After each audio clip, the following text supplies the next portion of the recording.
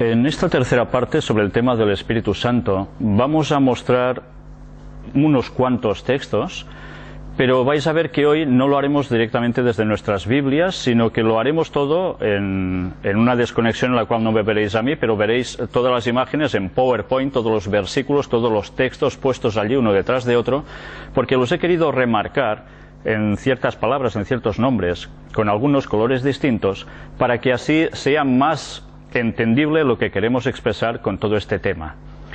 A pesar de todo, quisiera deciros de que hoy quizás el tema resultará un poquito extenso, pero vais a ver algo que sin lugar a dudas os va a sorprender muchísimo, para que empecemos a ver una extraña conexión entre el tema del Espíritu Santo y los engaños de Satanás.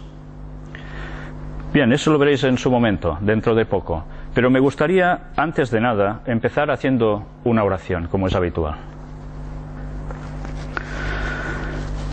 Padre nuestro que estás en los cielos, te damos gracias porque nos das la oportunidad otra vez de poder seguir estudiando este tema, tan fundamental para las creencias cristianas y tan fundamental para todo el mundo en general, Señor. Ayúdanos a conseguir extraer toda la verdad de tu palabra. Ayúdanos, Señor, a andar en conformidad a tus mandamientos y a tus doctrinas, Señor, para que seamos de un mismo sentir todos y podamos hacer y terminar la obra que tú quieres en este fin del tiempo, sin desuniones, Señor. Perdona nuestros pecados y que el Espíritu Santo esté con nosotros ahora. En el nombre de Jesús te lo pedimos todo. Amén.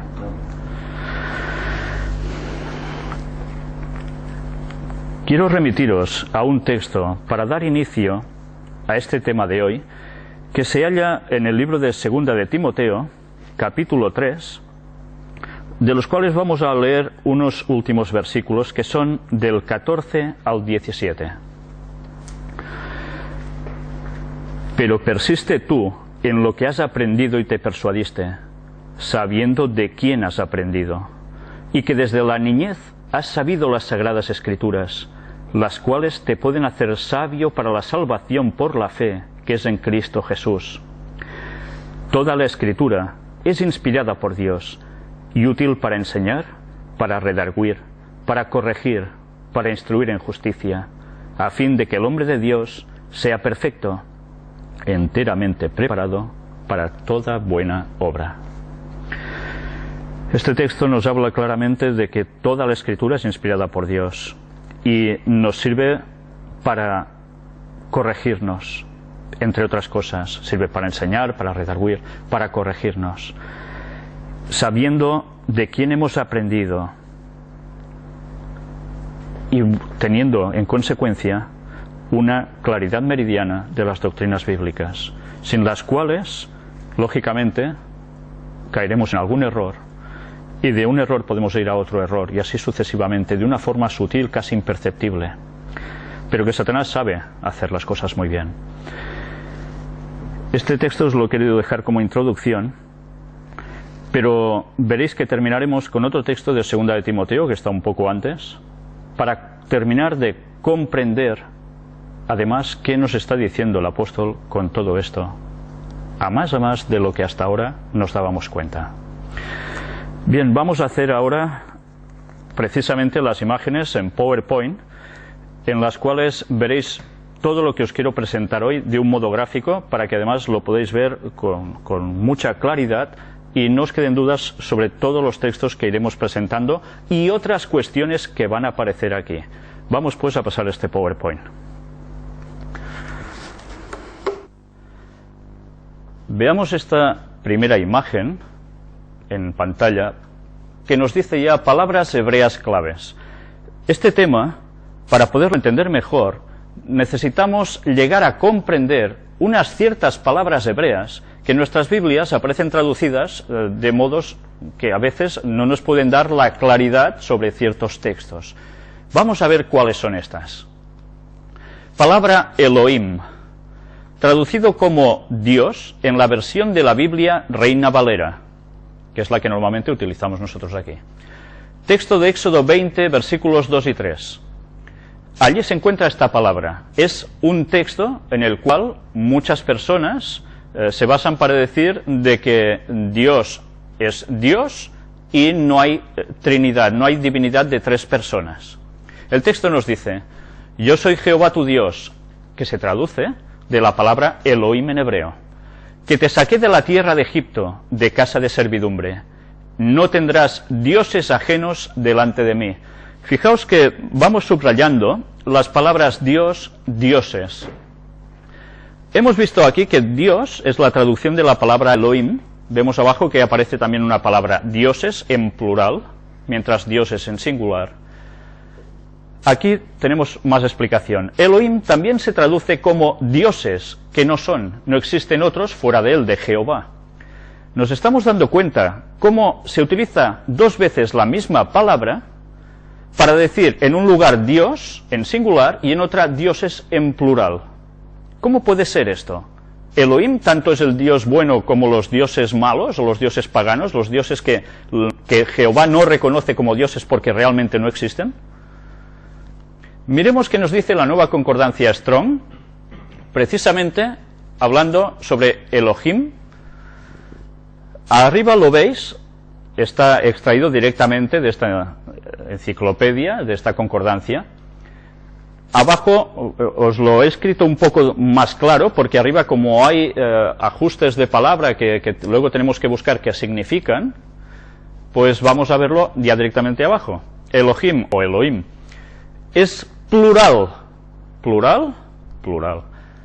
Dioses en el sentido ordinario, pero específico que se usa en plural así, específicamente con el artículo, del Dios supremo. Por tanto, nos estamos dando cuenta que la palabra Dios es en plural. Para nosotros Dios es un singular según nuestro idioma, ¿verdad? Pero ya veis, en hebreo es plural. ¿Cómo se entiende esto si Dios es uno? Por tanto, Elohim es plural en su forma gramática, y cuando se refiere al verdadero Dios, designa solamente un ser divino. Esto es obvio porque se usa en forma consistente con verbos singulares y con adjetivos y pronombres en singular. Al usarse la misma palabra tanto para el Dios verdadero como para los dioses falsos, los traductores utilizaron una D mayúscula y escribieron la palabra Dios en singular para evitar confusiones. Fijémonos que los pronombres usados con Dios son singulares, yo y mí. Y la forma del verbo de la palabra en hebreo traducida como saqué es también singular en el texto que estamos analizando. Lo mismo sucede a través del Antiguo Testamento. Por tanto, Elohim muestra la unidad del único Dios verdadero y permite la pluralidad de personas divinas. ¿Es así o no es así? Ya lo hemos visto por el origen de la mismísima palabra cómo realmente es así. Y ahora lo que vamos a hacer es comprobarlo en estos siguientes textos que vais a ver aquí. Génesis capítulo 1, versículos 26 y 27. Entonces dijo Dios: hagamos al hombre a nuestra imagen, conforme a nuestra semejanza, y señoree en los peces del mar, en las aves de los cielos, en las bestias, en toda la tierra, y en todo animal que se arrastra sobre la tierra. Y creó Dios al hombre a su imagen de Dios lo creó, varón y hembra los creó. Mirad, Dios al principio, como un nombre propio, ¿sí?, en singular, pero en cambio dice Dios: hagamos en plural al hombre a nuestra imagen, la cual cosa denota una pluralidad dentro de Dios. Génesis capítulo 3, 22. Y dijo Jehová Dios: he aquí el hombre es como uno de nosotros, sabiendo el bien y el mal. Ahora pues, que no alargue su mano y tome también del árbol de la vida y coma y viva para siempre. Una vez más, nosotros, en plural, hablando Dios. Génesis 11, 7. Ahora pues, descendamos y confundamos allí su lengua, para que ninguno entienda el habla de su compañero. Una vez más, habla Dios y en pluralidad. Isaías 6, 8.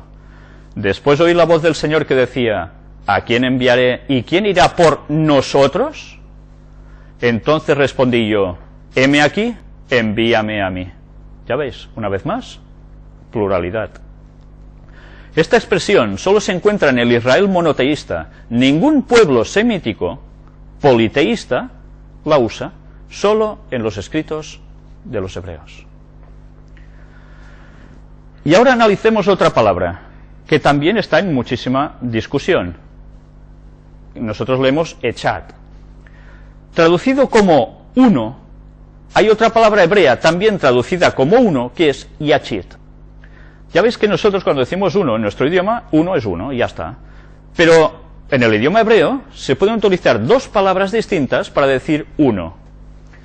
Pero veamos qué diferencia hay entre una palabra y otra. ¿Varía su significado? Deuteronomio 6:4, que es el texto en máxima discusión para la gente que no acepta una divinidad en tres personas, nos dice: Oye Israel, Jehová nuestro Dios, Elohim, Jehová uno, echad, es.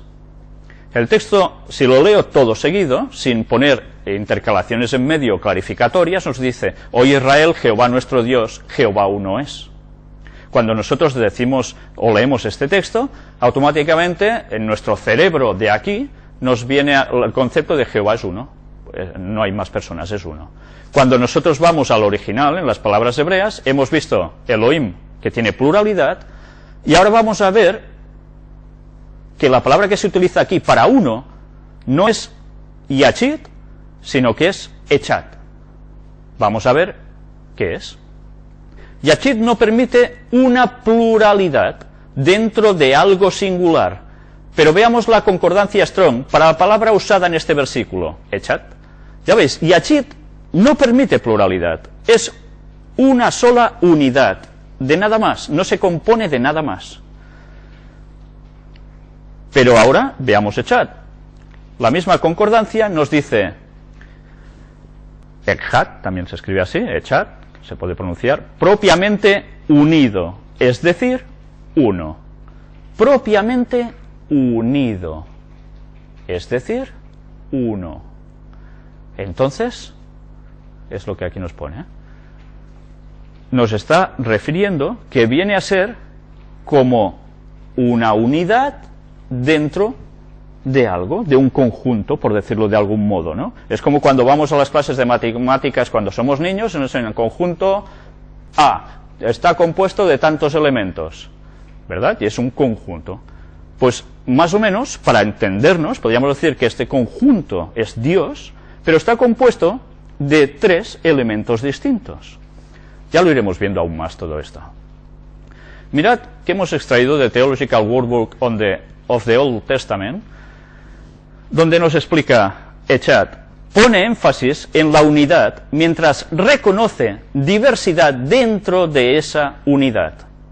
Es evidente, ¿no? Por tanto, quien se basaba en ese texto para decir que Dios es uno, que no son tres personas distintas, pues sinceramente ya no se puede basar en ese texto, porque es partir de un error interpretativo gravísimo. Textos bíblicos donde comprobamos cómo echad puede ser una unidad de más de un componente. Vamos a verlos. Génesis 2:24. Por tanto, dejará el hombre a su padre y a su madre, y se unirá a su mujer, y serán una sola carne. Son dos elementos, hombre y mujer, y se unen como siendo uno, una sola carne. Aquí se utiliza esa palabra.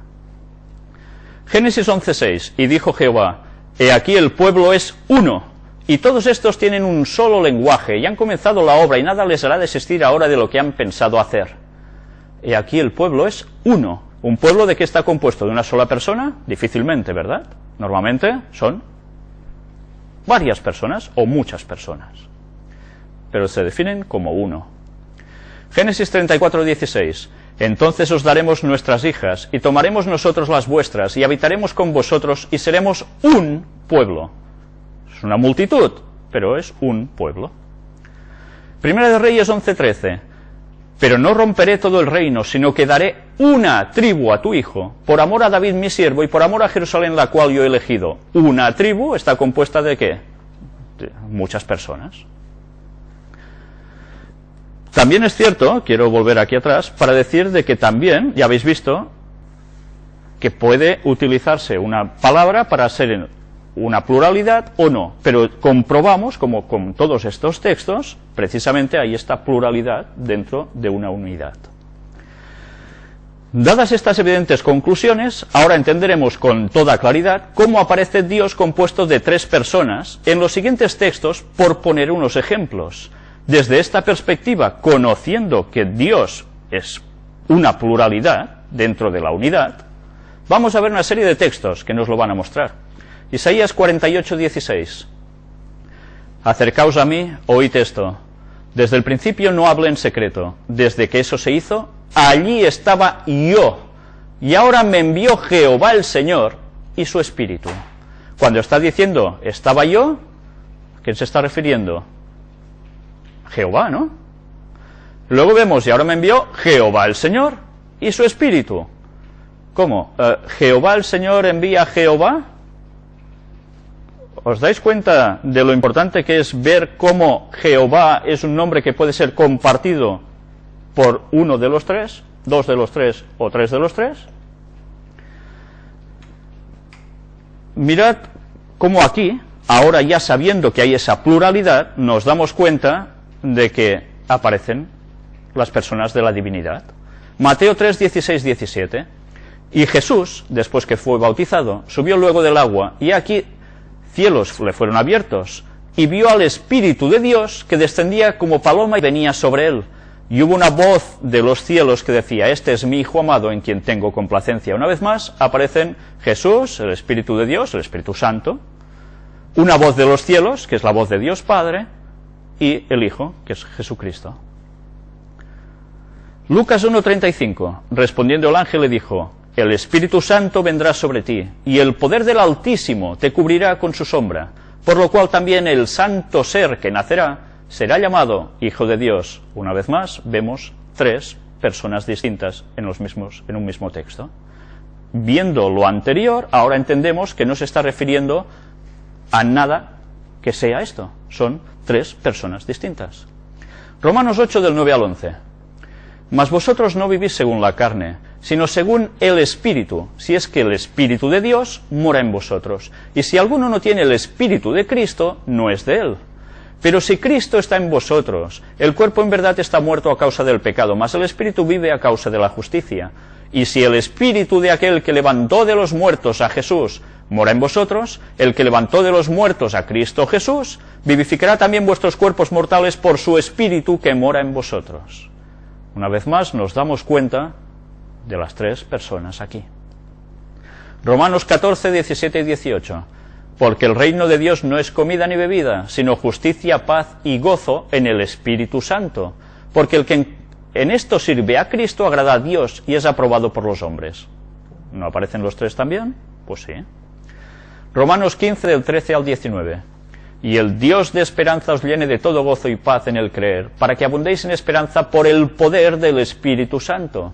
Pero estoy seguro de vosotros, hermanos míos, de que vosotros mismos estáis llenos de bondad, llenos de todo conocimiento, de tal manera que podéis amonestaros los unos a los otros. Mas os he escrito, hermanos, en parte con atrevimiento, como para haceros recordar, por la gracia que de Dios me es dada, para ser ministro de Jesucristo a los gentiles, ministrando el Evangelio de Dios, para que los gentiles les sean ofrenda agradable santificada por el Espíritu Santo.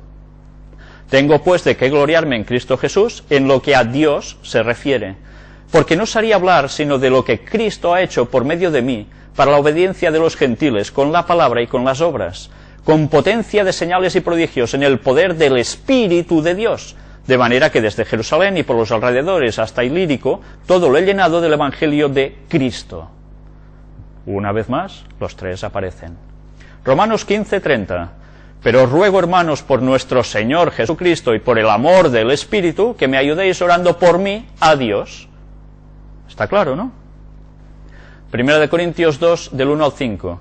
Así que, hermanos, cuando fui a vosotros para anunciaros el testimonio de Dios, no fui con excelencia de palabras o de sabiduría, pues me propuse no saber entre vosotros cosa alguna, sino a Jesucristo y a este crucificado. Y estuve entre vosotros con debilidad y mucho temor y temblor. Y ni mi palabra ni mi predicación fue con palabras persuasivas de humana sabiduría, sino con demostración del Espíritu y de poder, para que vuestra fe no esté fundada en la sabiduría de los hombres, sino en el poder de Dios. Una vez más, los tres. Como hemos comprobado, las tres personas de la divinidad participan del mismo nombre de Jesús, Yahushua, Jehová salva, que es su significado. Por eso ahora podemos entender que en el Nuevo Testamento se utilizara el nombre de Jesús para los bautismos. Sabéis que aquí hay una gran discusión también, porque se dice, claro, el bautismo, si no existe la divinidad de tres, pues ¿cómo hemos de bautizar en nombre del Padre y del Hijo y del Espíritu Santo? Cuando hay varios textos del Nuevo Testamento que se dice que se bautizan en el nombre de Jesús. Ya hemos visto, y lo hemos visto en conferencias, en los dos temas anteriores, cómo ese nombre de Jesús es compartido, porque es Jehová salva, por la divinidad. Si ahora hemos entendido que el nombre de Jesús, de Jehová salva, es compartido por todos, entenderemos por qué en el Nuevo Testamento se utilizaba también en el nombre de Jesús para los bautismos. Vamos a verlo. Hechos 2:38. Pedro les dijo, arrepentíos y bautícese cada uno de vosotros en el nombre de Jesucristo, para perdón de los pecados, y recibiréis el don del Espíritu Santo. Hechos 8, 15 y 16, los cuales, habiendo venido, oraron por ellos para que recibiesen el Espíritu Santo, porque aún no había descendido sobre ninguno de ellos, sino que solamente habían sido bautizados en el nombre de Jesús. En el nombre, ya hemos visto que es el nombre de Dios, una pluralidad dentro de una unidad. Hechos 10, 48, y mandó bautizarles en el nombre del Señor Jesús. Entonces le rogaron que se quedase por algunos días. Hechos 19, 5, cuando oyeron esto fueron bautizados en el nombre del Señor Jesús. Gálatas 3, 26 y 27, pues todos sois hijos de Dios por la fe en Cristo Jesús, porque todos los que habéis sido bautizados en Cristo, de Cristo estáis revestidos. El nombre de Jesús compendía a las tres personas de la divinidad, Padre, Hijo y Espíritu Santo. Y esto aparece en un texto, que es Mateo capítulo 28 y versículo 19, que este es el texto, diría, la piedra clave para poder ver si realmente esto es tan polémico de que la divinidad sean tres personas o no. Vamos a ver precisamente esta polémica sobre este texto y vamos a ver toda una explicación gráfica que la podáis tener y comprobar y guardar para ver si realmente lo que estamos diciendo desde aquí, es verdad o es todo una ciencia ficción. Lo que veis aquí está extraído de internet, del Código Sinaítico, Codex Sinaiticus. Sabéis que es un escrito que se encontró súper antiguo. Ahora veremos esa historia porque vale la pena que conozcáis la historia de todo esto. Esta es la página, cuando buscáis en este códice, en este código, el texto bíblico, y aquí encontramos precisamente el apartado de Mateo capítulo 28 y vamos a ver el versículo 19. Está así. Y es un texto súper antiguo. Aparece en estos escritos. ¿Sabéis? La polémica versa en que Mateo 28, 19 fue un texto añadido por la Iglesia Católica, que realmente no existía. Por tanto, la Trinidad como tal que aparece en esa fórmula bautismal es una falsedad, y que es una doctrina pagana que tiene el catolicismo, de la cual todos los cristianos han mamado. Pues vamos a ver si esto realmente es así o no. Vamos a leer este artículo que creo que vale la pena que conozcáis, sobre el Códice Sinaítico, datado en el siglo IV, alrededor del año 350. ¿Dónde se hizo esto? ¿En Roma? ¿Se hizo en Alejandría? ¿Se hizo en Nicea? ¿Se hizo en Constantinopla? ¿Dónde se hizo? Fue descubierto en 1848 por un joven alemán llamado Tischendorf en el convento Santa Catalina del Monte Sinaí. Ya estamos ubicados, ¿verdad? Esto es interesante, saber la ubicación de este escrito y ver su correspondencia, si podía ser añadido después de un concilio como el de Nicea, etcétera, etcétera. Aquí lo tenéis, convento de Santa Catalina. En 1844, curioso que fue en este año, un año tan especial para el movimiento adventista, cuando aún Tischendorf no tenía 30 años y era ya catedrático de la Universidad de Leipzig, comenzó un viaje por el cercano Oriente en busca de manuscritos bíblicos. Mientras visitaba el monasterio de Santa Catalina en el monte Sinaí, tuvo oportunidad de observar una cesta de basura que contenía algunas hojas de pergamino, la cual iba a ser usada para alimentar el fuego de la estufa. Hay un problema aquí.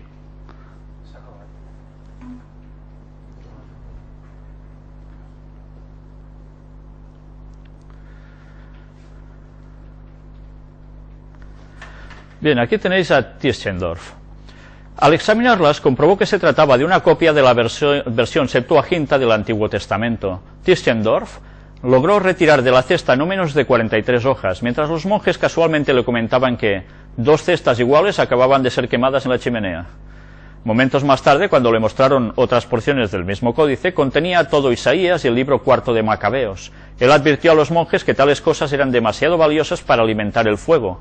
Con las 43 hojas que se le permitió retener, las cuales contenían porciones del primer libro de Crónicas, Jeremías, Nehemías y Esther, hizo una publicación en 1846 nombrando tales documentos como el Códice Federico Augustanus. En 1853, Tischendorf volvió a visitar el monasterio con la esperanza de hallar otras porciones del mismo manuscrito. No obstante, la alegría demostrada con el hallazgo anterior había hecho a los monjes más cautelosos, y no pudo conseguir nada adicional al manuscrito. En el año de 1859, los viajes llevaron a Tischendorf nuevamente al monte Sinaí, esta vez bajo los auspicios del zar de Rusia Alejandro II. El día anterior a su partida, Tischendorf presentó al abad del monasterio una copia de la edición de la Septuaginta que recientemente había publicado en Leipzig. Fue entonces cuando el abad le comentó que él también poseía una copia similar, y acto seguido sacó de su armario un manuscrito envuelto en una tela roja. Allí, ante los ojos atónitos del erudito, reposaba el tesoro que por tanto tiempo había deseado encontrar. Tratando de controlar sus emociones y aparentando normalidad, Tischendorf solicitó hojear someramente el códice, y luego de retirarse a su aposento pasó toda la noche en el indescriptible gozo de estudiar el manuscrito, como declara su diario en latín, Quipe dormire nefas videbatur. Verdaderamente hubiera sido un sacrilegio dormir. Claro, ante una cosa así, quien duerme, ¿no? Durante esa noche pudo comprobar que el documento contenía más de lo que hubiera esperado, pues no solo estaba la mayor parte del Antiguo Testamento, sino que el Nuevo Testamento se encontraba completo, intacto y en excelente estado de preservación, con la adición de 2 trabajos cristianos del siglo II, la Epístola de Bernabé y una extensa porción del Pastor de Hermas, conocido hasta entonces solo por su título. Ya vemos que además había algunos libros que estaban añadidos, ¿no? La siguiente mañana Tischendorf trató sin éxito de comprar el manuscrito. Luego pidió permiso para llevar el documento al Cairo a fin de estudiarlo, pero tampoco le fue concedido y tuvo que partir sin él. Más tarde, mientras se encontraba en el Cairo, lugar donde los monjes también tenían un pequeño monasterio, Tischendorf solicitó al superior del mismo para que éste mandara por el manuscrito. El superior aceptó con la condición de que se intercambiaran mensajeros beduinos, los cuales traerían y devolverían el manuscrito cuaderno por cuaderno, 8 a 10 hojas por vez, mientras Tischendorf procedía a copiarlo. Teniendo por copistas a 2 alemanes que se encontraban en el Cairo, un farmacéutico y un bibliotecario que tenían conocimientos del griego, y bajo la cuidadosa supervisión de Tischendorf, este comenzó su trabajo de transcribir las 110.000 líneas del texto, el cual terminó en un lapso de 2 meses. La próxima etapa de negociaciones envolvió lo que en un eufemismo podríamos llamar diplomacia eclesial. Para ese tiempo, el cargo de mayor autoridad entre los monjes del Sinaí se hallaba vacante. Tischendorf sugirió que sería muy ventajoso para ellos hacer un apropiado regalo al zar de Rusia, cuya influencia como protector de la Iglesia griega ellos deseaban. ¿Y cuál podría ser mejor regalo que el viejo manuscrito? Después de largas negociaciones, el precioso códice fue entregado a Tischendorf para su publicación en Leipzig y para presentarlo al zar en nombre de los monjes. La publicación definitiva del códice fue hecha en el siglo XX por la Universidad de Oxford. Luego de la Revolución Rusa, al no estar interesada la Unión Soviética en la Biblia y por necesidades económicas, negociaron la venta de parte del manuscrito, 347 páginas, al Museo Británico por 100.000 libras esterlinas, cantidad que fue pagada por mitades entre el gobierno inglés y una suscripción popular de individuos y congregaciones en Inglaterra y Estados Unidos. Al finalizar el año 1933, la parte del manuscrito vendida al gobierno inglés fue depositada en el Museo de Londres, donde permanece hasta hoy. Ya veis qué peripecias con escritos tan antiguos, cómo se funcionaba en la antigüedad. Pero démonos cuenta de lo interesante que es cómo se consiguió esto y de los años en que fue escrito. Hay un debate entre cuál de los dos verdaderamente es más antiguo, si este o el Código Vaticanus. Pero estamos viendo que datan de muchísimos años atrás. En la actualidad, el conjunto de hojas que componen el Código Sinaítico se encuentran repartidas entre el monasterio de Santa Catalina, la Biblioteca Británica, en este lugar se encuentra la mayor parte, 347 páginas de las 400 totales, la Biblioteca de la Universidad de Leipzig en Alemania y la Biblioteca Nacional de Rusia en San Petersburgo. Los monjes ortodoxos griegos pensaban que habían perdido el manuscrito, pero en 1975 descubrieron una docena de sus páginas en una habitación olvidada, enterrada tras un derrumbamiento. Los monjes conservan enmarcada una copia de la nota dejada por Tischendorf prometiendo devolver el manuscrito. En diciembre de 2006 se ha publicado que el Código Sinaítico podrá consultarse en Internet a partir del año 2009. Ya está, de allí lo habéis podido ver. Al hallarse sus fragmentos divididos en varias bibliotecas del mundo, como ya se ha dicho, se ha firmado en Londres un documento de reunificación, proceso que se hará con tecnología digital. El proyecto cuenta más de 1 millón de euros y tiene una duración de unos 4 años. Y ahora ya habéis visto que lo hemos podido extraer de allí. Estamos viendo cómo esto es súper antiguo. Y aún y así podemos decir, pero ese texto ¿estaba añadido? ¿No estaba añadido? Veamos, hay vídeo incluso de todo esto, si queréis verlo. El texto bíblico en cuestión. Mateo 28, 19. Por tanto, id y haced discípulos a todas las naciones, bautizándolos en el nombre del Padre y del Hijo y del Espíritu Santo. Cuando dice el texto en el nombre, ¿está diciendo en los nombres? ¿O está utilizando un singular? Démonos cuenta cómo esto encaja a la perfección con lo que hemos venido presentando hasta ahora. Que el nombre no es solo uno, un individuo, sino que el nombre puede ser una pluralidad del cual participan las personas de la divinidad. Mirad lo que aquí hemos escrito, porque de aquí vamos a tirar del hilo para ver una cosa que realmente creo que va a sorprenderos y mucho. La verdad sobre Mateo 28, 19, aclaraciones White, está extraído de aquí, pero veréis cómo tiraremos del hilo a partir del recuadro que veis en rojo. Este texto, que hace alusión al bautismo en el nombre de 3 seres, Padre, Hijo y Espíritu Santo, ha sido una de las bases de muchas denominaciones para comprobar la existencia de una Trinidad. Pero desde hace algún tiempo las denominaciones no trinitarias han argumentado e interpretado de diferentes maneras dicho pasaje con el objetivo de sostener su creencia de que no hay Trinidad, porque si ese texto es cierto, todo lo que ellos dicen se va por los suelos, aparte de lo que ya hemos mostrado anteriormente con esos dos otros textos claves, ¿no?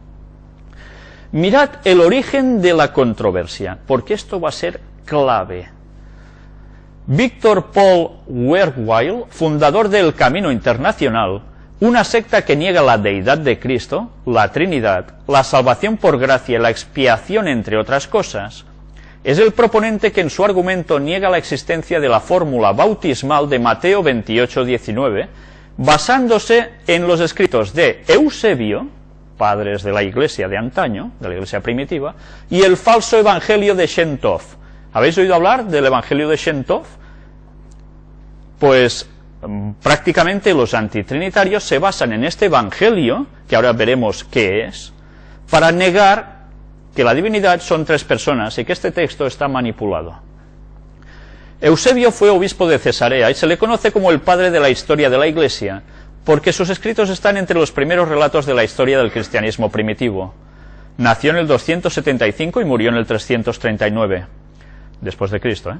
Eusebio citó este pasaje 18 veces antes del concilio de Nicea. ¿Sabéis? Se argumenta que este texto fue puesto precisamente en ese concilio, en el concilio de Nicea, auspiciado por Constantino. y que allí el catolicismo, que es donde surge prácticamente, lo que hace es introducir esta falsa, entre comillas, Trinidad, y de allí pasa a todos los cristianos, a excepción de algunos que son gnósticos y demás. Pero según lo que escribe Eusebio, ese pasaje lo cita 18 veces antes del Concilio de Nicea. Es interesante para poder mostrar cómo realmente no aparece allí por primera vez. Y eso sucede por allá en el año 325, pero nunca hizo mención del Padre, el Hijo o el Espíritu Santo, aunque luego de eso sí lo citó, y que Eusebio declaró la deidad de Cristo, la Trinidad, y esta es la parte que no mencionan los que falsamente se escudan en él para negar la fórmula bautismal. Después ampliaremos también todo esto.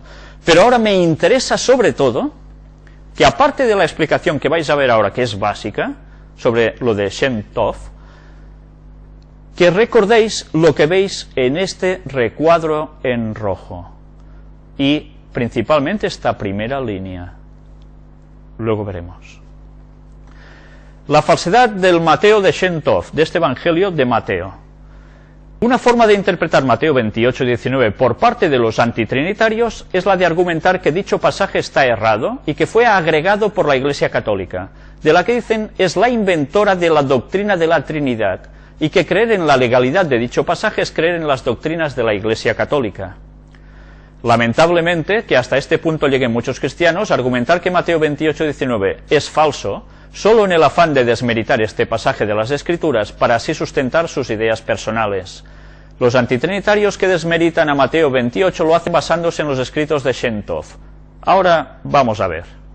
Shem Tov ben Isaac ibn Shaprut, nacido en Tudela, en Navarra, en España, a mediados del siglo XIV, fue un hábil polemista y un defensor apasionado de su fe hebrea, o sea, judía. Aparte de algunas traducciones al latín de textos médicos de Averroes, escribió una obra de polémica anticristiana.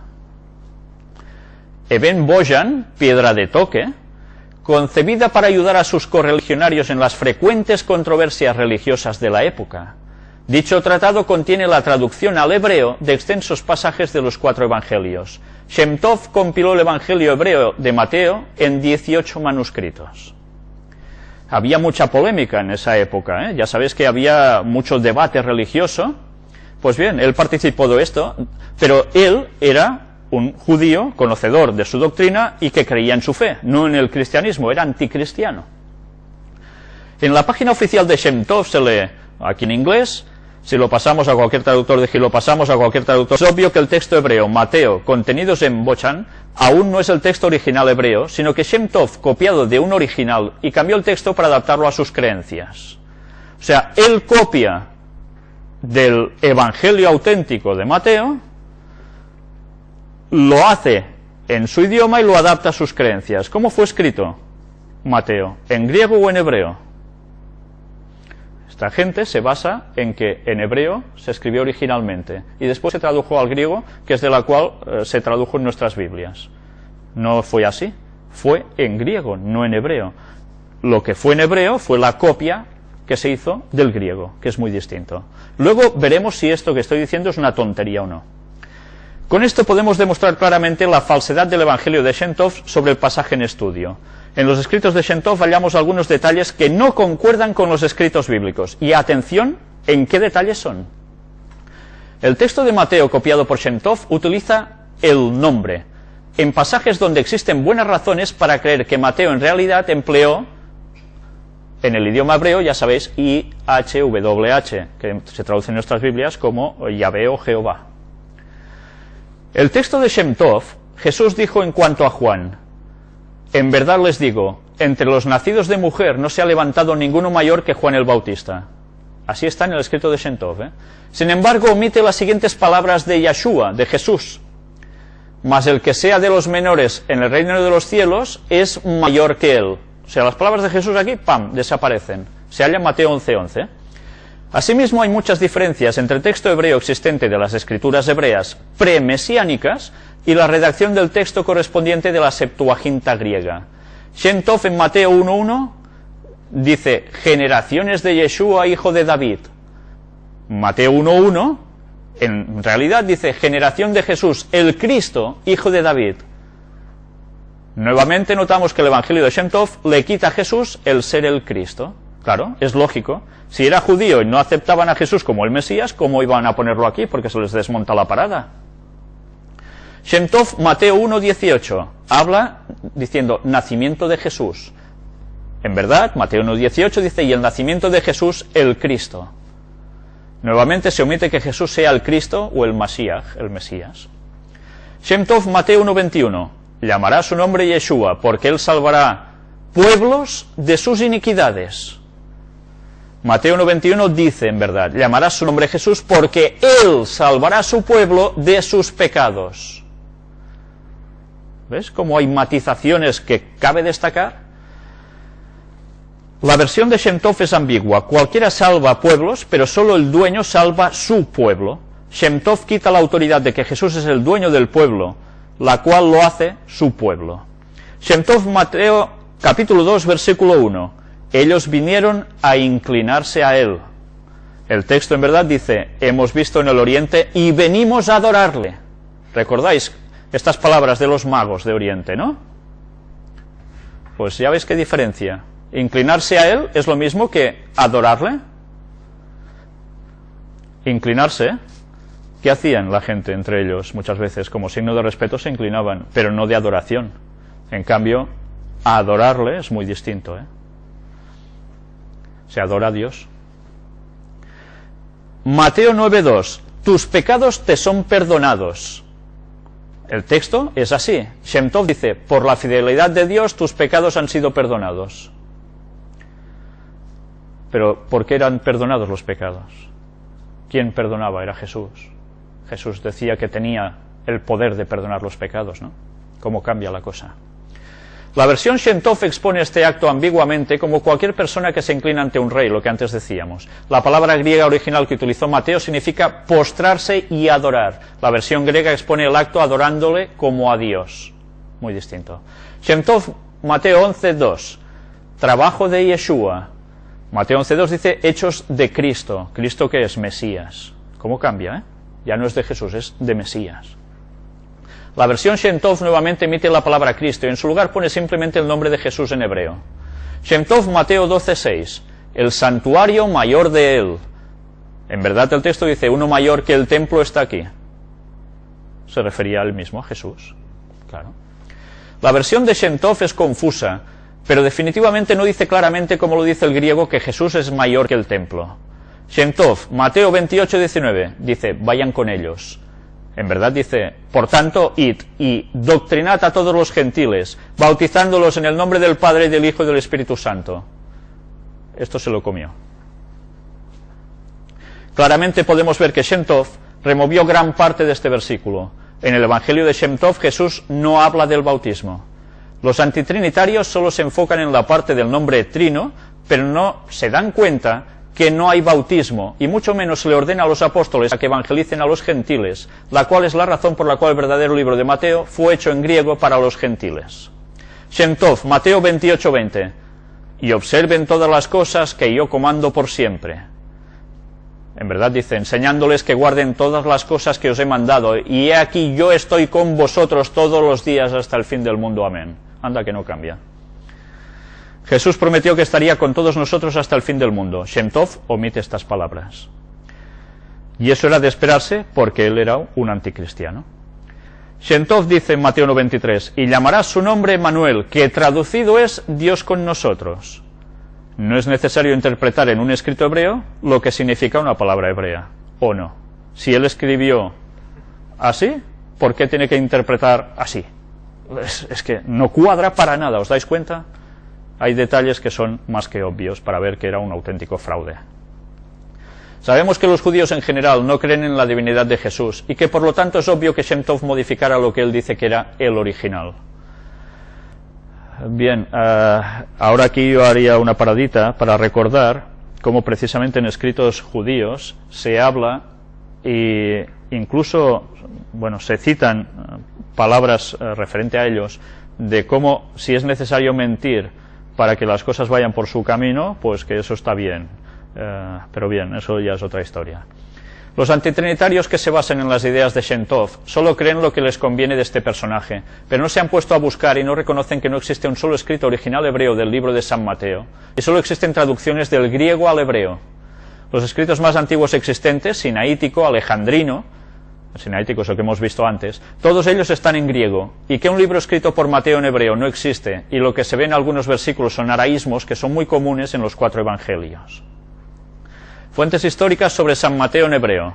En torno del año 140 después de Cristo, Papías de Hierápolis, tal como lo cita Eusebio en Historia Eclesiástica, afirmó que Mateo escribió ciertamente los oráculos divinos en lengua hebrea, cada cual los interpretó como pudo. Medio siglo más tarde, Ireneo escribió, según lo cita Eusebio en Historia Eclesiástica, Mateo dio a luz entre los hebreos un evangelio escrito en la lengua de estos, mientras Pedro y Pablo predicaban a Cristo en Roma y echaban los cimientos de la Iglesia. Basándose en estas declaraciones y afirmaciones similares de escritores posteriores, algunos han llegado a la conclusión de que el Evangelio de Mateo fue escrito originalmente en arameo, el hebreo de Papías e Ireneo, y fue posteriormente traducido al griego. Sin embargo, esta teoría no ha merecido aceptación general. La evidencia existente hoy está lejos de ser decisiva. En vista de que se sabe que numerosas obras circularon entre los judíos solo en forma oral, se cree que la referencia de Papías con respecto a que Mateo escribió los oráculos de Jesús se refiere más bien a una composición oral y no escrita, y que el Evangelio de Ireneo quizá fue también un relato oral. No hay evidencia de que Papías e Ireneo se refirieran a lo que hoy conocemos como el Evangelio según Mateo. Las razones por las cuales inferimos que el Evangelio de Mateo, como lo tenemos hoy, fue escrito originalmente en griego, son las siguientes. El texto griego de Mateo no revela las características de una obra traducida. Los supuestos arameísmos del arameo aparecen también en los otros evangelios y puede indicar solamente que el autor pensaba en arameo mientras escribía en griego. Es cuando me pasa a mí más o menos que empiezo a hablar en castellano, o escribo en castellano, en español, y me salen catalanismos, ¿no? Pues eso es lógico. El libro de Apocalipsis está repleto de expresiones idiomáticas arameas. La uniformidad de lenguaje y estilo dan claramente la impresión de que el libro fue escrito originalmente en griego. Los notables parecidos lingüísticos con el griego de Marcos, en especial, y en menor grado con Lucas, hacen más difícil la posibilidad de que se trate de una traducción. Al no existir una sola evidencia histórica original de San Mateo, suponer que Mateo 28-19 no estaba en dichos escritos originales es solo basarse en suposiciones e ideas mentirosas y supuestas. Y ahora vamos a hablar de la didaqué. No sé si habéis oído hablar mucho sobre esto. Es el nombre más conocido de una obra de la literatura cristiana primitiva llamada, en su título corto, que pudo ser compuesta en la segunda mitad del siglo I, acaso antes de la destrucción del templo en el año 70 después de Cristo, por uno o varios autores, los didaquistas. Desde que fuera encontrada en 1873 y publicada en 1883, la didaqué ha sido una fuente inagotable de estudios y asimismo objeto de numerosas controversias. La principal de ellas atañe al tiempo de su composición. De ser cierta la datación más temprana que se ha propuesto, la didaqué podría ser la regla u ordenanza religiosa utilizada por algunas comunidades cristianas, más bien judeocristianas, unas pocas décadas después de la muerte de Jesús. Tenía 2 títulos de estudio. El primero, Enseñanza de los 12 apóstoles, y el segundo, Enseñanza del Señor a las naciones por medio de los 12 apóstoles. Estamos hablando de un escrito súper antiguo, ¿eh? El marco sobre el que los investigadores han interpretado este doble título lo provee un pasaje del Evangelio de San Mateo, en concreto Mateo 28-19, que viene a ser el colofón con el que concluye. Anda. Se dice allí que, estando reunidos los discípulos después de la pasión y muerte de Jesús de Nazaret, aparece el Señor resucitado y les da la encomienda. Por tanto, id y haced discípulos a todas las naciones, bautizándolos en el nombre del Padre y del Hijo y del Espíritu Santo. La encomienda tiene 2 partes. Primero, la transmisión de la enseñanza del Señor a las naciones o gentiles, cuyo contenido recogería presuntamente la didaqué. Después, la formulación trinitaria del bautismo, Padre, Hijo y Espíritu Santo, que acompaña esa enseñanza como una especie de sello. Ambos elementos son típicamente mateanos y forman parte de las similitudes que relacionan el Evangelio de Mateo y la didaqué. Ya veis, un escrito súper antiguo, antes del Concilio de Nicea, y que cita Padre, Hijo y Espíritu Santo en la forma bautismal. El bautismo en la Didaqué. El bautismo era una práctica central en el cristianismo primitivo y su huella puede encontrarse en toda la literatura cristiana de la época. Su importancia es destacada por todos los evangelistas. La Didaqué es el primer texto conocido que ofrece instrucciones concretas para su celebración. En este sentido es un documento clave para estudiar los orígenes del bautismo en el cristianismo. A diferencia del bautismo vigente hoy, aquel era un bautismo para adultos. Antes de la ceremonia se prescribía un ayuno de uno o dos días para el bautizado y el que bautizaba. Llegado el día debía buscarse un lugar con agua viva, porque el bautismo se realizaba por inmersión, es decir, el bautizando sufría una inmersión total en el agua durante la ceremonia, el bautizado. La celebración del bautismo debía entrañar cierta dificultad en las estaciones invernales por la propia gelidez de las aguas, de ahí tal vez la recomendación ulterior: si no puedes utilizar agua fría, utiliza agua caliente. La dependencia con el Evangelio de Mateo aparece atestiguada en este pasaje, pues el didaquista prescribe el uso de la fórmula trinitaria: bautizad en el nombre del Padre, del Hijo y del Espíritu Santo. Didaqué 7.1. Justino escribió en el siglo II: luego los conducimos a un sitio donde hay agua. Toman en el agua el baño en el nombre de Dios, Padre y soberano del universo, y de nuestro Salvador Jesucristo y del Espíritu Santo. Casi nada, ¿eh? En el nombre nos muestra la unidad dentro de la divinidad: el Padre, el Hijo y el Espíritu Santo. ¿Nos van quedando claros ya los conceptos? Ahora vemos con claridad que en todos estos textos se habla de las tres personas de la divinidad. Vamos a verlo ahora ya desde la perspectiva que pertoca. Juan 14:26. Mas el Consolador, el Espíritu Santo, a quien el Padre enviará en mi nombre, Él os enseñará todas las cosas y os recordará todo lo que yo os he dicho. Consolador, Espíritu Santo, Padre, en mi nombre, Jesús, los tres. Juan 15:26. Pero cuando venga el Consolador, a quien yo os enviaré del Padre, el Espíritu de verdad, el cual procede del Padre, Él dará testimonio acerca de mí. Una vez más, los tres. Hechos 10:38. Cómo Dios ungió con el Espíritu Santo y con poder a Jesús de Nazaret, y cómo éste anduvo haciendo bienes y sanando a todos los oprimidos por el diablo, porque Dios estaba con él. También, más de lo mismo. 1 Corintios 12, del 4 al 6. Ahora bien, hay diversidad de dones, pero el Espíritu es el mismo. Y hay diversidad de ministerios, pero el Señor es el mismo. Y hay diversidad de operaciones, pero Dios, que hace todas las cosas en todos, es el mismo. ¿Veis cómo ahora podemos leer los textos viendo las tres personas con toda naturalidad? 2 Corintios 13, 14. La gracia del Señor Jesucristo, el amor de Dios y la comunión del Espíritu Santo sean con todos vosotros. Amén. 1 Pedro 1:2.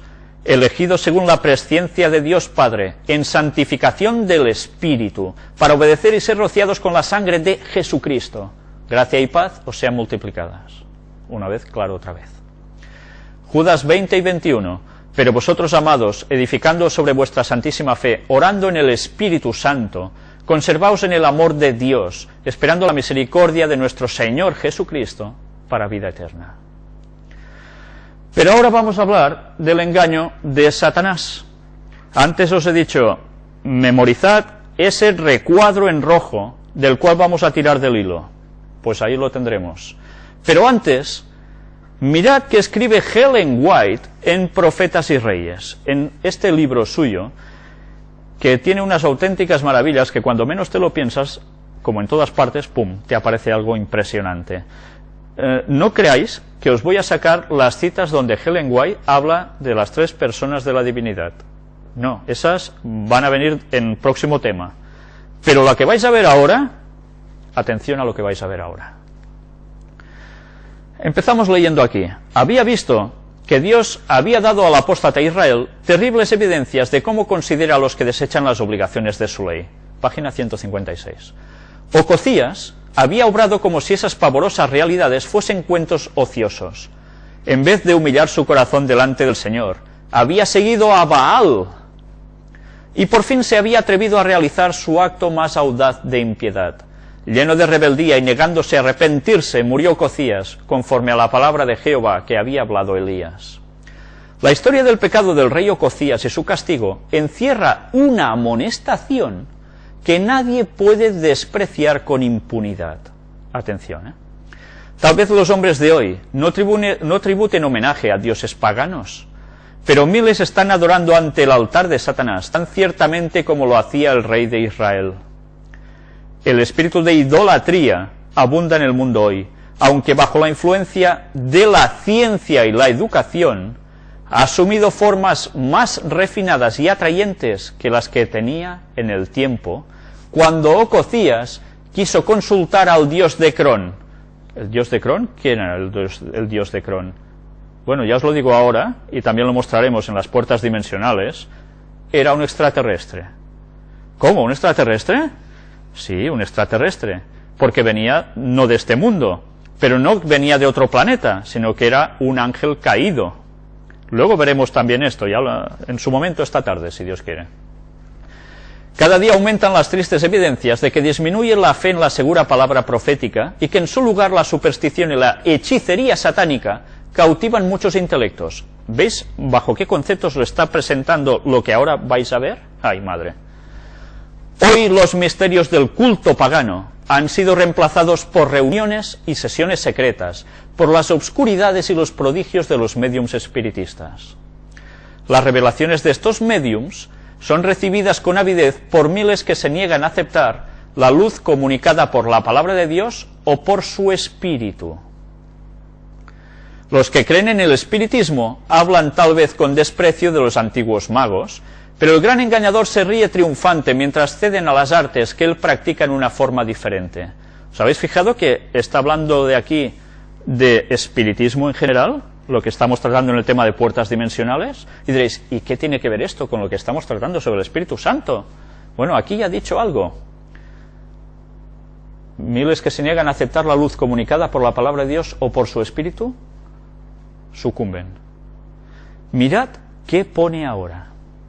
Son muchos los que se horrorizan al pensar en consultar a los médiums espiritistas, pero se sienten atraídos por las formas más agradables del espiritismo.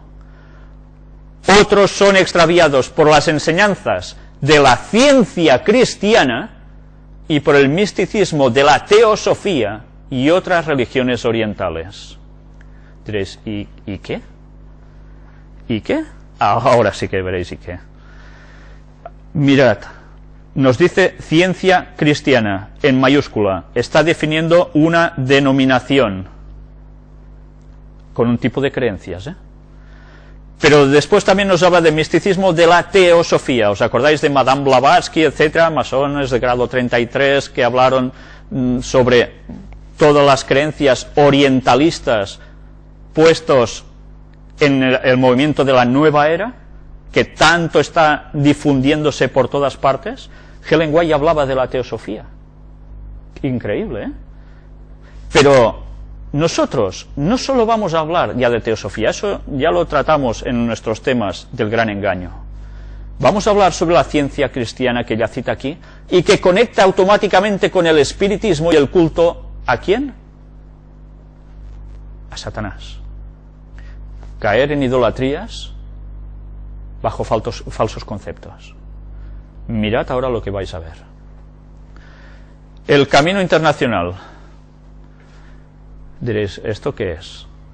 Antes hemos visto al Señor que presentó por primera vez todo esto. Vamos a ver en detalle todo esto ahora. El Camino Internacional, también conocido como el Camino Bible Research Institute, con sede en New Knoxville, en Ohio, fue fundado oficialmente en 1957 por Victor Paul Wierwille, 1916 a 1985. Está hablando post Helen White, ¿de acuerdo? Helen White murió en 1915. Ella ya había dicho algo sobre la ciencia cristiana. Vamos a ver ahora algo más. Aunque no se produjo un crecimiento significativo hasta que el movimiento de Jesús de la década de 1960, otros atribuyen inicio del camino a octubre de 1942, para emisión de Radio Wierwille, el Vesper Chimes, que se estrenó el Woloch en Lima. Antiguamente era en Wierwille Iglesia Unida de Cristo, ministro que había estudiado en dos seminarios liberales, la Universidad de Chicago Divinity School y el Seminario Teológico de Princeton. Aunque sus seguidores se referían a él como doctor, tuvo Wierwille no obtuvo doctorado. Su doctorado falso fue adquirido de Pikes Peak Bible Seminary, una fábrica de diplomas, véase The Vesper Chimes o el Camino Internacional. Aunque expuesto a la Biblia, Wierwille era un hombre que tenía rechazado la verdad de Dios en la rebelión absoluta.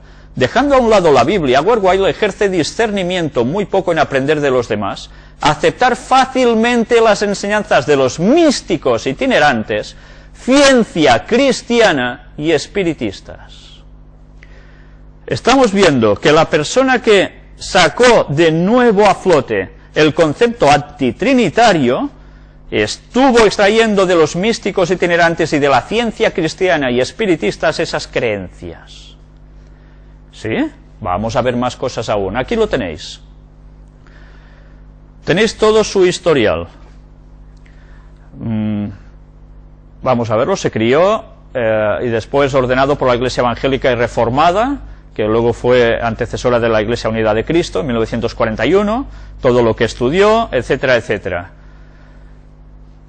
Va diciendo más cosas sobre él. Llegamos aquí, donde nos dice, 1955, sosteniendo que este era el nombre de los primeros cristianos, se utiliza lo del camino, como ya sabéis que a los cristianos primero se les llamaba los seguidores del camino, no eran conocidos como cristianos, y él utiliza este nombre, ¿no?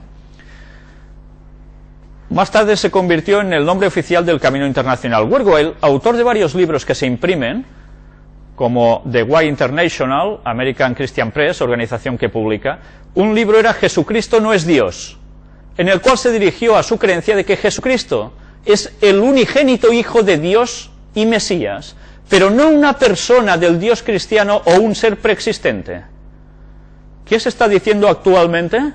Muchos adventistas también están apoyando este concepto y se apartan de la Iglesia Adventista diciendo que Dios es Hijo unigénito, literal, de Dios Padre, es un Dios de algún modo salido de Dios Padre, pero que él no había preexistido antes junto a Dios. Es curioso, ¿eh? Mirad de dónde lo ha sacado. Wierwille escribió otras 3 obras que se centró en Jesucristo y en el concepto de Espíritu Santo. Jesús Cristo, nuestra Pascua, Jesucristo, nuestra simiente prometida, y recibir el Espíritu Santo hoy. Otras obras importantes son Poder para la vida abundante, los cristianos deben ser prósperos. ¿Os acordáis de la doctrina de la prosperidad que el mundo evangélico está abrazando tan severamente, en que si no eres rico es porque estás pecando y solo con Dios vas a prosperar y tendrás todo lo que quieras? Como El Secreto, el libro del Secreto, es espiritismo puro. Sí, el Opus se basa también en esto, ¿no? Vas a crecer porque estás trabajando, etcétera, etcétera, y Dios te va a bendecir con eso, ¿no? Pues bien, si no eres próspero es que vas muy mal. Otro libro, Están los muertos vivos ahora, y sus estudios en vivo abundantes serían de 5 volúmenes, casi nada, ¿eh? Pero ya veis sobre qué escribió. Jesús no es Dios, es un semidios, por decir algo. Espíritu Santo, ay, con el Espíritu Santo. Aquí nos empieza a decir que se unió a otras personas, incluso, bueno, estudió algo para poder traducir, bueno, varias cosas, ¿no? Ahora ya tenemos de dónde está cogido lo que él habla. Aquí hay más cosas al respecto, por si queréis investigar por vosotros mismos. Pero ahora veamos qué es la ciencia cristiana, de dónde él extrajo todas estas creencias. El movimiento conocido como la ciencia cristiana es una religión, enfatizando la sanidad divina tal como se practica por medio de Jesucristo. Se conoce oficialmente como la Iglesia de Cristo, científico, CAC, con sede en Boston, Massachusetts, fundada en 1879. Estos son tiempos de Ellen White, ¿verdad? Ahora entendéis por qué Ellen White pudo escribir sobre ellos. Fundada por el gran caso con Mary Baker Glover Patterson Eddy, 1821 a 1910, plena época de Ellen White. Es uno de los cultos modernos más sofisticados, que atrae a muchos intelectuales, sigue en vigencia. Membresía estimada era de 350.000 en la década de 1930, con aproximadamente 2.500 iglesias filiales, sociedades y organizaciones de la universidad en más de 50 países de todo el mundo. Las estimaciones sugieren que la afiliación ha caído muy por debajo de 100.000 en la actualidad. mientras que las ramas son democráticos en el gobierno que se ajustan a las normas establecidas en el manual de Mary Baker Eddy de la Iglesia Madre 1895, es que me salía en catalán. Asuntos de la Iglesia está siendo supervisado por una junta perpetua, asimismo de 5 personas. Es como están organizados. Bajo la dirección del Consejo de Administración, presidente Virginia Harris, el CAC se ha embarcado en un agresivo programa de marketing de múltiples facetas, diseñada para incorporar en sí y para atraer a nuevos miembros. Por ejemplo, la CCS es encontrar nuevas maneras de promoverse a sí misma a la luz del interés actual de nuestra sociedad en las conexiones de la autoconciencia, espiritualidad, mente-cuerpo, la medicina alternativa y las cuestiones de la mujer. ¿No suena de nada ya todo esto? El CCS Revista Weekly ha sido rediseñada para incluir citas de la nueva era, partidario de Oprah Winfrey. Representantes de la Iglesia también están apareciendo en conferencias médicas y otros lugares. Ellos son los que están difundiendo esos conceptos. La señora Eddy estaba crónicamente enferma, creciendo, con muchas dolencias, incluyendo parálisis, convulsiones, histeria y convulsiones. A los 22 años se casó con su primera de 3 maridos, George Glover, que murió dentro de los 6 meses a partir de la fiebre amarilla. Después de la muerte de Glover comenzó a participar en el mesmerismo, hipnosis, que Helen White denuncia y que vamos a presentar próximamente en las conferencias sobre las puertas dimensionales, y las prácticas ocultas del espiritismo y la clarividencia. Aún enfermo se casó con Daniel Patterson en 1853, un dentista y un médico homeopático. Fue durante esta época que conoció al sanador mental Phineas P. Kimby, cuya influencia se daría forma a sus creencias de la ciencia cristiana. Kimby creía que la enfermedad puede ser curada a través de pensamientos positivos y actitudes saludables mediante el cambio de las propias creencias acerca de la enfermedad. ¿Se basa en algo equivocado? No. Helen White también escribe sobre eso, Afirmó que la curó a Kimby, ella mejoró de repente, pero más tarde volvieron los síntomas. O sea que hay una cosa que sí, pero no del todo. Después de la muerte de Kimby en 1866, la señora Eddy decidió continuar con su labor. Ella había desarrollado una dependencia psíquica en Kimby, aprovechando su presencia espiritual, afirmando incluso las visitas de su aparición. Eddy llegó a la certeza científica de que toda casualidad reside en la mente y que todo efecto es un fenómeno mental. Eddy tomó enseñanzas de Kimby un paso más allá, afirmando que la enfermedad, la muerte e incluso nuestros cuerpos físicos no existen, pero se imaginan solamente. Sobre la base de este absurdo, Mary Baker Eddy formulado sus interpretaciones únicas de la escritura, en la que la ciencia cristiana fue fundada, y registró en 1875 el libro Eddy, Ciencia y Salud con clave de las Escrituras. En 2001, la copia 10.000.000ª de Ciencia y Salud fue vendido. En esencia, la ciencia cristiana es un renacimiento de panteísmo antiguo. Panteísmo antiguo. Todas las creencias que estamos exponiendo aquí, en el tema que estamos tratando sobre negar la divinidad en 3 personas.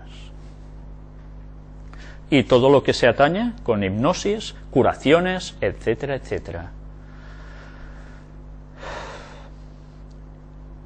Publicó 16 libros, entre ellos Retrospección e Introspección, en 1891, que habla de su propia experiencia de descubrir, practicar y enseñar la ciencia, entre comillas, de la curación cristiana. O sea, una vez más, simular lo que Dios hace, pero en plan satánico. Nos habla aquí de una mejora de la humanidad, que también escribió, bueno, que tiene una biblioteca así, programado para abrir en 2002 en Boston. La biblioteca contará con más de 500.000 documentos no publicados y artefactos relacionados a la señora Eddy. Me gustaría ver qué artefactos son. Asimismo, permitirá a los CCS para asegurar otros 45 años de protección de derechos de autor para los escritos bajo las nuevas leyes de derechos de autor de Estados Unidos que entran en vigor a finales de 2002. Esto, ya veis que tiene años, no es de ahora, El evento que la señora Eddy afirmó que la inauguración de la ciencia cristiana se produjo en febrero de 1866. Ella afirmó haber tenido una caída casi fatal en el pavimento helado, pero fue sanada instantáneamente cuando la verdad, curación, amaneció sobre mis sentidos. y el Ministerio de Sanidad Divino nació. Escritos misceláneos, página 24, Ciencia y Salud, página 107. Testimonio de su médico de cabecera, así como otro tipo de correspondencia de la señora Eddy en el momento, fuerte disputa oficial de la señora Eddy, versión de los hechos, aquí aparece en la Ciencia Cristiana. ¿Estáis viendo el paralelismo entre estos escritos en los que Ellen White escribía al mismo tiempo? ¿Cómo Satanás estaba llevando la contraria a lo que Dios estaba plasmando a través de Ellen White? Pero con un paralelismo casi perfecto, ¿eh? La curación se convirtió en un distintivo importante de la ciencia cristiana. Según Edwin Baker, el hecho central de la Biblia es la superioridad de lo espiritual sobre el poder físico. La superioridad espiritual es evidente de otras maneras que la curación. La telepatía se practica en tratamiento en la ciencia cristiana y puede ser considerada una forma de sanación psíquica. Christian Science afirma que demostrar a través de la curación de las enfermedades y otras dificultades que la comprensión de Dios y su creación espiritual es tan eficaz como lo era en tiempos de Jesús. Sus partidarios, por lo tanto, se basan en la ley divina, entre comillas, en tiempos de enfermedad, en lugar de recurrir a medios materiales médicos y otros. Científicos cristianos no usan los médicos, medicamentos o vacunas. Los practicantes de la ciencia cristiana se utilizan para ayudar a la gente a través de la falsa realidad de la enfermedad. En cambio, la oración y la capacitación adecuada se emplean para combatir la irrealidad de la enfermedad. El derecho de los padres de la ciencia cristiana para retener el tratamiento médico de sus hijos muchas veces ha sido impugnado ante el tribunal. Tienen polémicas, ¿eh? Durante las etapas de formación, la Iglesia vio muchas rivalidades, los escándalos y los movimientos disidentes. Uno de los disidentes fue Emma Hopkins, quien como líder de la ciencia cristiana independiente enseñó a Charles y Martha Hill Fillmore, quien más tarde fundó la Escuela de Unidad Cristiana, otra mente-ciencia, en el sistema de culto. Debido a que la señora Eddy quería difundir la ciencia cristiana, especialmente a la clase alta, aumentó su control sobre todos los aspectos del movimiento y no se tolerará ninguna deslealtad. Y eso aparece en el texto este de la vida de Mary Baker Eddy. Las publicaciones de la Sociedad Editora de la Ciencia Cristiana, incluir el Christian Science Quarterly, que contiene lecciones de la Biblia de estudio diario. Ya ves, hacen como una escuela sabática también, ¿eh? El Christian Science Journal, una revista mensual. Christian Science Sentinel, una revista semanal. The Christian Science Monitor, un periódico diario. Y el Heraldo de la Ciencia Cristiana. ¿Os suena algo? La Iglesia Adventista tenía la Review and Herald. Ellos, el Heraldo de la Ciencia Cristiana. En la década de 1980, el grupo se expandió a otros medios de comunicación, la producción de radio y programas de noticias de televisión. Su empresa en las operaciones de televisión por cable se terminó en 1992, cuando se descubrió que la Iglesia había transferido secretamente 46,5 millones de dólares de dotaciones y fondos de pensiones para ayudar a cubrir las pérdidas enormes en el canal del Monitor, que había perdido más de 325 millones de dólares. Apareció en el Chicago Tribune. Además, hubo pérdidas de 36 millones de dólares y el de determinación resultante de World Monitor, un periódico que comenzó en 1988. De Christian Science Monitor se dice que está perdiendo 13 millones de dólares anuales. En lugar de predicadores, CCS no ha ordenado clero, los servicios de la ciencia cristiana del domingo consisten principalmente en las lecturas prescritas de la Biblia, seguida por las lecturas interpretativas de ciencia y salud, con clave de las Escrituras. Eddy pensaba que estaba inspirado por Dios. Yo debería sonrojar a escribir de ciencia y salud con clave de las Escrituras, como yo, que eran de origen humano, y me aparté de Dios su autor, pero ya que yo solo era un escriba haciéndose eco de las armonías del cielo en metafísica divina, no puede ser supermodesto del libro de texto Ciencia Cristiana. Declaración científica del ser de Eddy, leer todas las semanas desde todos los púlpitos, Ciencia Cristiana, comienzan con no hay vida, verdad, inteligencia ni sustancia en la materia. Y termina con, por lo tanto, el hombre no es material, sino que es espiritual. Todo esto lo hacen los domingos cuando leen desde sus púlpitos, ¿eh? Utilizan los libros de esta señora. Los lectores, tanto hombres como mujeres, son elegidos de entre los miembros para llevar a cabo los servicios. Los profesionales, también los hombres y mujeres, dedican todo su tiempo a la labor de sanación espiritual. Reuniones los miércoles son testimonios de curación de la congregación. La señora Eddy presentó la ciencia cristiana como un sistema científico de curación basado en las leyes espirituales de Dios. Supuestamente, él se lo había revelado. Ella enseñó estas leyes, deben ser seguidos sin desviación. Si un creyente desea practicar la ciencia cristiana con éxito consistente, ella enseñó la ciencia cristiana no se puede mezclar con cualquier otra doctrina o un sistema de sanación espiritual, y por tanto es incompatible con la medicina. Eddy también creía en el magnetismo animal malicioso. Ya veréis qué es esto en las conferencias del Gran Engaño. Que es la energía mental negativa o el poder en el nivel de la magia negra. Salas de lectura, son bibliotecas locales, ciencia cristiana, donde los miembros van a leer las obras de Eddy para ayudar a su evolución espiritual. Científicos cristianos llaman a sí mismos cristianos, o se llaman a sí mismos cristianos, pero sus creencias se desvían del cristianismo bíblico en casi todas las doctrinas centrales. A continuación se presentan los aspectos más destacados de lo que los científicos cristianos creen que afecta a su fuente de autoridad: la Trinidad, Cristo, el Espíritu Santo, la resurrección, el pecado y la salvación, el cielo y el infierno, el destino del hombre, la enfermedad y la muerte. Fuente de autoridad. Bueno, me lo salto. Trinidad, vayamos directamente a esto. Perdón, un momento, a ver. Sí, me lo salto directamente, vayamos aquí para ganar tiempo. Trinidad, el punto número 3. Christian Essien rechaza claramente la divinidad trinitaria. La teoría de las tres personas en un solo Dios, es decir, un personal Trinidad o Triunidad, sugiere politeísmo en lugar de la omnipresente I am, o yo soy, ¿no? Y esto lo escribe en Ciencia y Salud, página 256. En cambio, la vida, la verdad y el amor constituye la persona trino llamado Dios. Dios Padre Madre, Cristo la idea de la filiación espiritual, la ciencia divina o el Consolador Santo. Ya veis cómo mezcla todo, ¿eh? La ciencia cristiana enseña que el concepto bíblico de la Trinidad sugiere dioses paganos. De esto mismo se está acusando a los adventistas que aún creen en la divinidad de tres personas. Así, Dios es visto como un impersonal principio divino, una concepción de la mente. En la página 465, en otro de los oficiales de la señora Eddy, libros de la señora Eddy, titulado Miscelánea, escritos, ella escribió: Dios es incorpóreo y divino, supremo, infinito, mente, espíritu, alma, principio, vida, verdad, amor, pero carece de cualquier personalidad. Por el contrario, la Biblia enseña que Dios es uno y trino, un ser personal y trascendente que creó el mundo y todas las cosas en él. Él no es un panteísta, todo en todos. Él es santo y justo, así como el amor. Dios creó y gobierna el universo, incluyendo al hombre. Si os habéis dado cuenta, esta señora extrajo del sector satánico el negar la divinidad de tres personas. Y curiosamente, en los tiempos de Ellen White, y mezcla el panteísmo y las sanaciones extrañas que venimos denunciando en las conferencias del Gran Engaño, en las puertas dimensionales. Y todo aparece en tiempos ya de Ellen White. Por eso Ellen White, veremos cuando escribe sobre salud y cita precisamente esto, y cuando escribe sobre la divinidad de tres personas, que lo veremos, ¿por qué ella escribía todo esto con esa rotundidad? Pues porque en sus tiempos eso ya hizo daño, y ahora Satanás se ha encargado de infiltrarlo, no sé exactamente a través de quién, en inglés, si en español.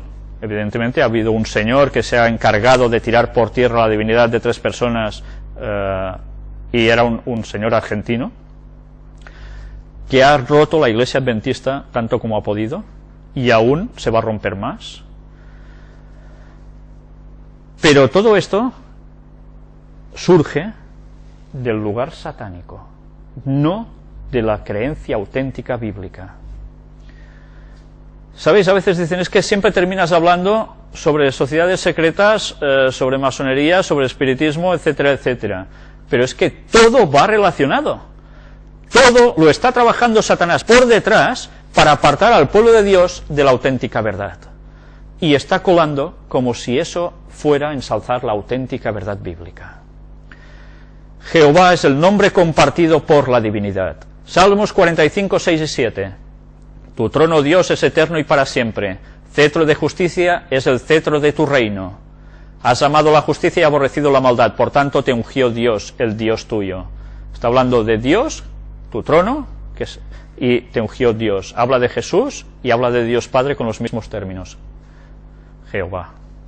Hebreos 1, 8 y 9. Mas del Hijo dice: tu trono, oh Dios, por el siglo del siglo. Cetro de equidad es el cetro de tu reino. Has amado la justicia y aborrecido la maldad, por lo cual te ungió Dios, el Dios tuyo, con óleo de alegría más que a tus compañeros. ¿Habéis visto este texto del Salmo 45? Explicado en Hebreos 1 por el apóstol Pablo. Evidentemente utiliza Jehová para los dos. Zacarías 3:2. Me mostró al sumo sacerdote Josué, el cual estaba delante del ángel de Jehová, y Satanás estaba a su mano derecha para acusarle. Y dijo Jehová a Satanás: Jehová te reprenda, oh Satanás, Jehová que ha escogido a Jerusalén te reprenda. ¿No es este un tizón arrebatado del incendio? ¿Cómo Jehová le dice a Jehová algo? Pues porque el ángel de Jehová era ¿quién? Jesús, antes de encarnarse. Y hablaba de Jehová, Dios Padre, que le reprendiera a Satanás. Se utiliza lo mismo. Isaías 44, 2 al 6. Así dice Jehová, hacedor tuyo, y el que te formó desde el vientre, el cual te ayudará. No temas, siervo mío Jacob, y tú Jesurún, a quien yo escogí. Porque yo derramaré agua sobre el sequedal y ríos sobre la tierra árida. Mi espíritu derramaré sobre tu generación, y mi bendición sobre tus renuevos. Y brotarán entre hierba como sauces junto a las riberas de las aguas. Este dirá: yo soy de Jehová. El otro se llamará del nombre de Jacob, y otro escribirá con su mano a Jehová, y se apellidará con el nombre de Israel. Así dice Jehová, Rey de Israel y su Redentor, Jehová de los ejércitos. Yo soy el primero y yo soy el postrero, y fuera de mí no hay Dios. Jehová, Rey de Israel, y su Redentor, Jehová de los ejércitos. Dios Padre, Jesucristo. Se utiliza lo mismo, Jehová. La divinidad de tres personas, citada en los albores del cristianismo antes del concilio de Nicea, en el año 325 después de Cristo, y del de Constantinopla 381 después de Cristo. Ahora van a aparecer esos escritos de padres de la Iglesia. Ireneo de Lyon, natural de Asia Menor, Esmirna, del 130 al 202 después de Cristo, discípulo de Policarpo, se trasladó a Lyon en Francia. Por otro lado, subraya que ese barro tomado de la tierra no fue plasmado por ángeles, sino por las manos de Dios. Directamente las manos de Dios son el Hijo y el Espíritu Santo, escribió. El Hijo es el que comunica al barro la imagen, y el Espíritu Santo es el que le comunica la semejanza divina. Cada una de las tres divinas personas en la creación actúa a tenor de sus cualidades personales. El Padre crea la materia ex nihilo, el Hijo le da forma, el Espíritu Santo lo llena de vida, basado en su escrito contra las herejías. ¿Sí?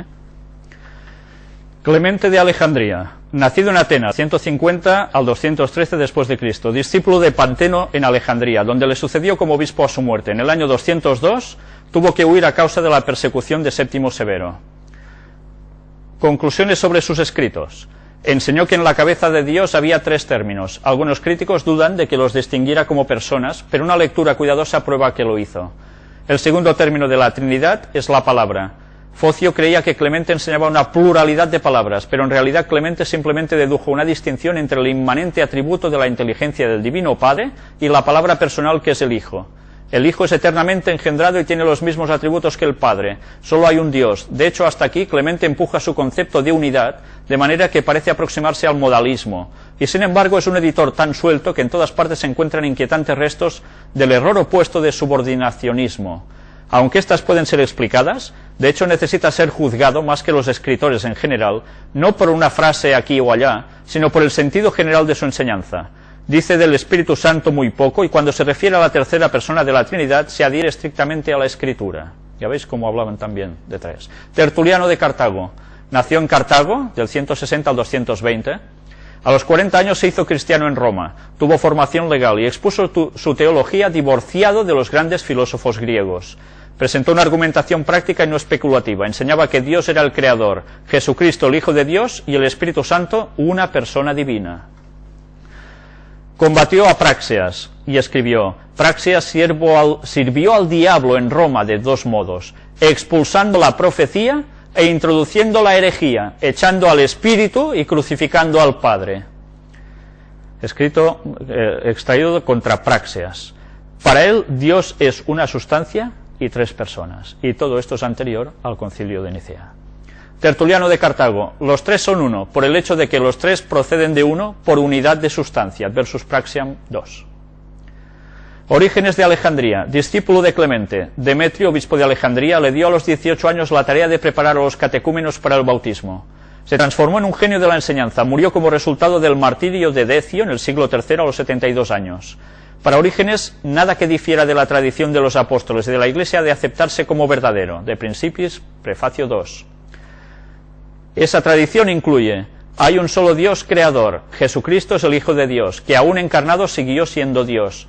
Sobre el Espíritu Santo, según Orígenes, la tradición apostólica no está del todo clara, excepto en el sentido de que su gloria es la misma del Padre y del Hijo. Justo González, Historia del Cristianismo, página 99. Y unas citas del Comentario Bíblico Adventista. Siglo I. Para los fervientes cristianos de los días apostólicos, el hecho dinámico de un Señor crucificado, resucitado y viviente, a quien muchos de ellos habían visto y oído, relegaba a un segundo plano de menor importancia los problemas teológicos de la naturaleza de Cristo. Por eso no escribían sobre eso. Siglo II. Cuando pasó esa generación, la visión de un Señor viviente se oscureció y palidecieron la pureza y la devoción prístinas. Los hombres se apartaron cada vez más de las realidades prácticas del Evangelio y se ocuparon de sus complicados aspectos teóricos, con la ilusión de que, escudriñando con los intrincados razonamientos de la filosofía, quizá podrían descubrir a Dios.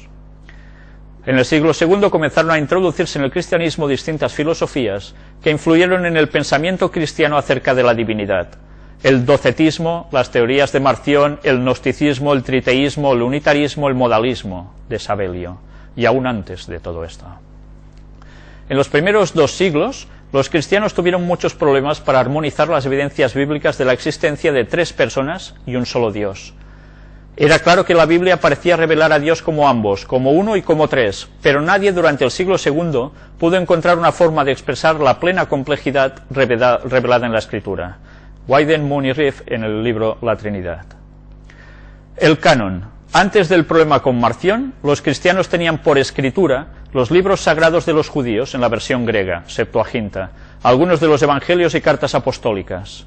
Ante el reto de Marción, la Iglesia se vio obligada a compilar una lista o grupo de libros sagrados. No se hizo de modo formal, reunión o concilio, sino que se logró mediante el consenso en el siglo II. Símbolo de la fe. Otro de los modos en que la Iglesia respondió al reto de los gnósticos y de Marción fue la formulación de lo que se denomina el símbolo de la fe, mediados del siglo II. En esa época se le llamaba símbolo de la fe. Era una suerte de santo y seña identificatorio para reconocer a los cristianos que sostenían la fe verdadera. Uno de los principales usos que se le daba era en ocasión del bautismo. Y aquí veréis el escrito sobre la Trinidad aparecido en la Review and Herald, publicación adventista, el 9 de octubre de 1913, justo después de un artículo escrito por Ellen White. Se dice que la Iglesia adventista no había manifestado su posición de una divinidad en 3 personas hasta 1931. ¿Es esto verdad? Dicen que esto se añadió, que la Iglesia se torció. Pues mirad, aquí tenéis Review and Herald, 9 de octubre de 1913.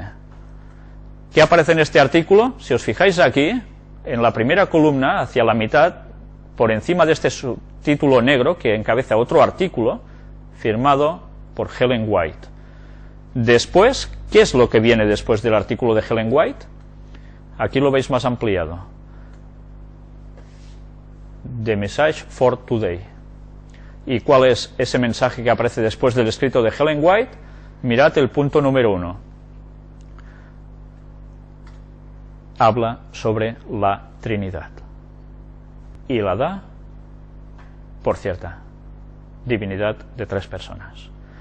Por tanto, que no se utilicen estos escritos de gente que está versada en las cosas de Satanás, porque a través de todo esto se ha entrado dentro de las creencias incluso adventistas la negación de la divinidad de 3 personas.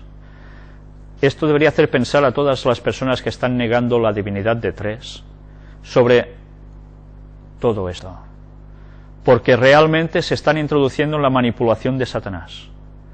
Esto es para pensar. Vamos a leer un texto bíblico para concluir. Antes os he dicho que hemos leído 2 de Timoteo 3 del 14 al 17 para introducirlo. Pues ahora leamos 2 de Timoteo capítulo 2 versículos del 23 al 26. Porque el siervo del Señor no debe ser contencioso, sino amable para con todos, apto para enseñar, sufrido, que con mansedumbre corrija a los que se oponen, por si quizá Dios les conceda que se arrepientan para conocer la verdad, y escapen del lazo del diablo en que están cautivos a voluntad de él.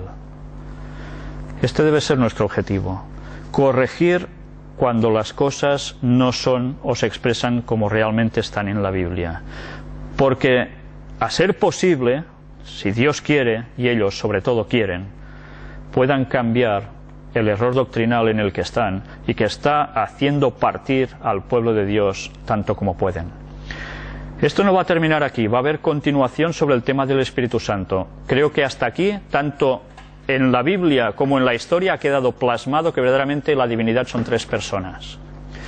Pero aún nos vamos a versar en los escritos de Ellen White y aún vamos a ver la importancia del tres en la Biblia y cómo precisamente Satanás conoce muy bien la importancia de todo esto para desviar totalmente la atención del pueblo de Dios y hacer creer que la divinidad de tres personas en verdad procede de una Trinidad pagana.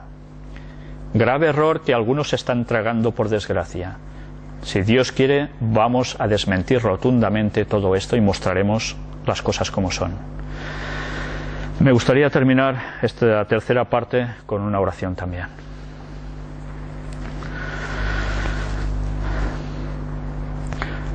Padre nuestro, te damos gracias porque tu palabra, cuando es escudriñada y guiados por el Espíritu Santo, aparece con toda claridad.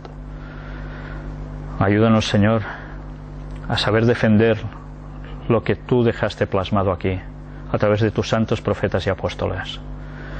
Ayúdanos a tener la misma doctrina, la misma fe, y participar del mismo bautismo.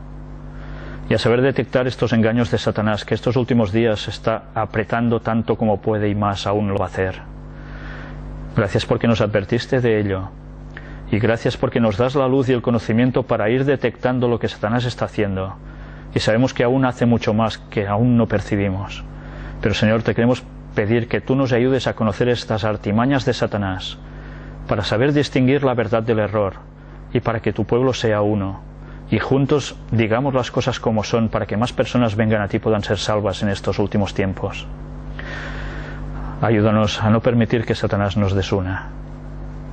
Ayúdanos a participar juntos en un cuerpo como iglesia de esta divinidad, Señor. Ayúdanos, Señor, en todo. Y bendícenos, por favor, y que tu Santo Espíritu no nos deje y nos guíe a toda la verdad. Cuida de las personas que han caído en estos errores, Señor, porque nosotros también podemos caer en otros. Pero ayúdalos a ser sinceros y a reconocer cuando las cosas son como son, para volver a cambiar y no caer en estas artimañas satánicas. Perdona nuestros pecados. En el nombre de Jesús te lo pedimos. Amén.